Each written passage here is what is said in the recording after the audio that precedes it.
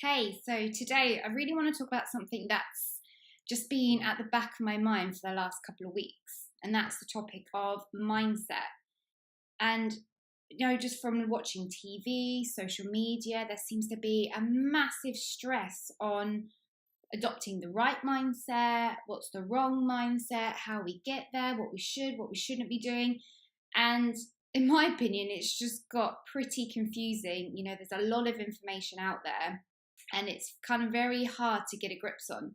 So, what I wanted to do today was to break it down really simply. And this is something that I've done for myself, and I feel that it's really helped to kind of get a core grip on what we're looking to achieve. And that's basically dividing mindset into two basic states. And I'll go into this in a little bit more detail. So, the way I'm going to explain mindset to you today is that there are two types of basic mindset. We have ELOC, which stands for External Locus of Control. Now, this is what a lot of us spend our time in, and it's based on the principle that we think that our lives are being shaped by things outside of us, and that we feel that the world has the power to make us feel things. So we're responding to what's going on in the environment in a particular way. We're letting things outside of us, situations, people, environments, have an effect on how we feel. So it's completely outside of us, and this is where the external part comes from. And that also, when there's a problem or a situation arises, we tend to look outside of ourselves for reasons or explanations. Like, I was late because the train was delayed. I just had a really stressful day at work, so I just had to eat that piece of cake to make me feel better. These are both examples of how we blame external things for the way we feel and our particular behaviours. Now, on the flip side of this is what we're kind of aiming to get towards, and this is becoming more ILOC, which stands for Internal Locus of Control. Now, this stands for a mindset where we take responsibility for what happens. And this is kind of the difference between someone saying, something should be done about that, or, he should have done something, she should have done something, to us taking responsibility and saying, right, I'm going to do something about this. And also when we have problems or situations, we don't look for excuses. We tend to look for solutions. So what I mean by this is that we tend to look for what we can do, as in how we acted, how we responded to the situation, and what we could do better next time. So these are the two types of mindset, ELOC and ILOC. So the goal here is to move towards becoming more ILOC, because this is the state we really want to try and become. I mean, it puts us back in the driving seat and it gives us the power back. We're taking responsibility for our thoughts, feelings, and behaviours. But from my experience, it's very difficult to keep on the track of becoming ILOC, because it's well known that society at the moment is breeding a hell of a lot of ELOC people. It really makes us look outside ourselves for a solution to things, and this is normally at a price. So we've got to think of it like this. Life will always throw obstacles in the way of our success, but it's how we respond to these obstacles that makes the difference. And this is when becoming more ILOC will help in these situations. And for me, I used to be a 100% ELOC.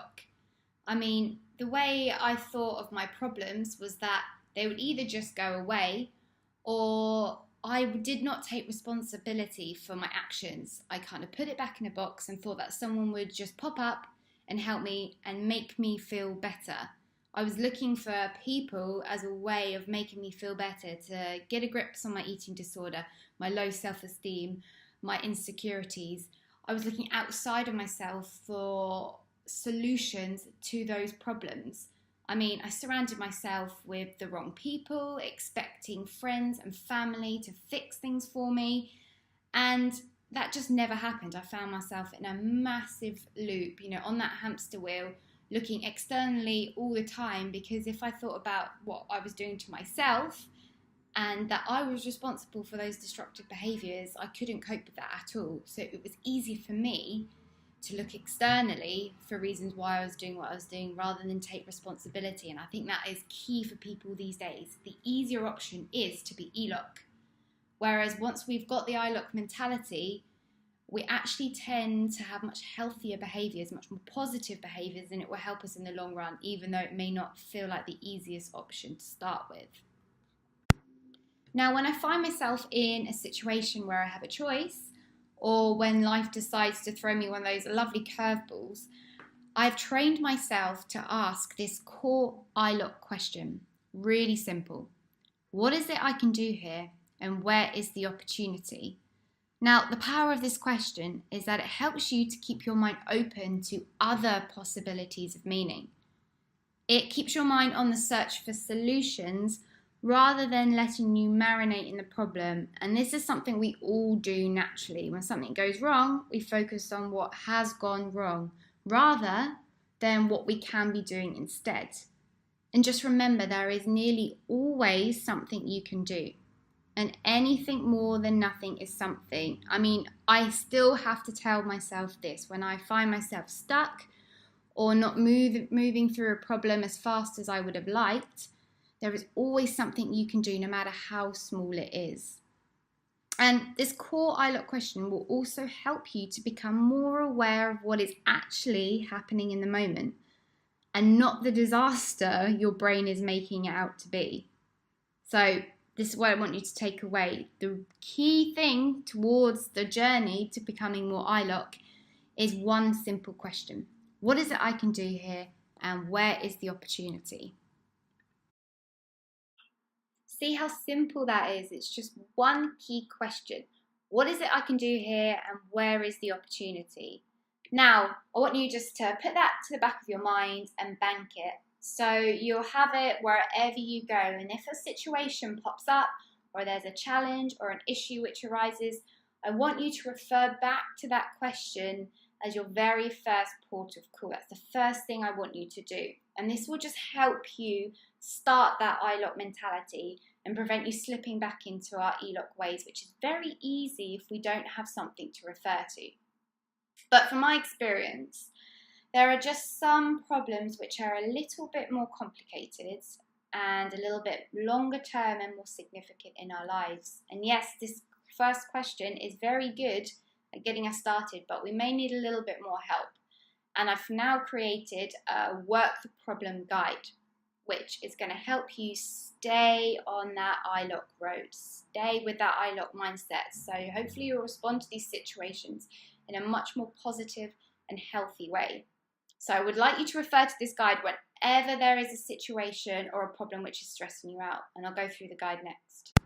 So this is your guide, which I actually still use to help me work through any situations which may be stressing me out or problems that come up at work, at home, with friends or family. I still use this to guide me through. And it's made up of a few simple questions. Again, very simple questions. Number 1, how is this about the situation and not about you? Number 2, is how I'm interpreting this situation true? Number 3, why doesn't that actually have to be true? So are there any other explanations, any other possibilities or reasons for this? And do they have to be bad? And number 4 and 5, you can see are made up of the core ILOC question, as this is still essential. What can I do here, and where is the opportunity? Number 6, what could I gain from this? And lastly, number 7, if this had to happen for me to learn something vital from it, what would it be?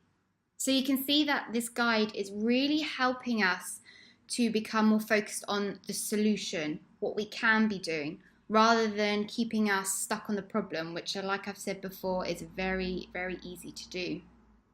And you can see from this guide also that the key to becoming more ILOC is becoming aware of those things that actually grow our self-esteem and finding ways to feed them at every opportunity. So we begin to take action, and rather than waiting for something to happen, whilst also protecting ourselves against negative influences. Now, I hope that's been helpful in kind of making sense of this huge topic of mindset and really breaking it down into the very, very core basics, keeping it really simple. So like I've said, we've got two types of mindset, ELOC and ILOC. And the goal for all of us is to work on becoming more ILOC in our day-to-day lives. So how? I've given you that key question, that core ILOC question. What is it I can do here and where is the opportunity? So you can take that wherever you go and refer to it as your first point of call whenever something arises.